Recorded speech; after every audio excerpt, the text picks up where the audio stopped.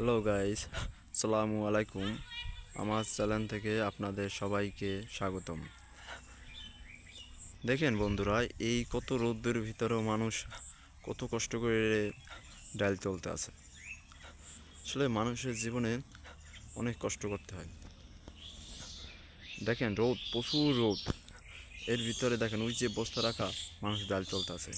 এই দেখেন কে মরাল হয়ে যাইতে আছে, এই আবার কেউ ওই তুল্লাইতে আছে। মানুষ কতটা যে কষ্ট করতে আছে, দেখেন মানুষ ওই দেখেন কতটা কষ্ট করতে আছে। আসলে কষ্টের শেষ নেই, মানুষ কষ্টের মাধ্যমেই সাফল্য অর্জন করে। হাই গাইস, যদি আমার ভিডিওটা ভালো লাগে থাকে অবশ্যই আমাকে সাবস্ক্রাইব করবেন।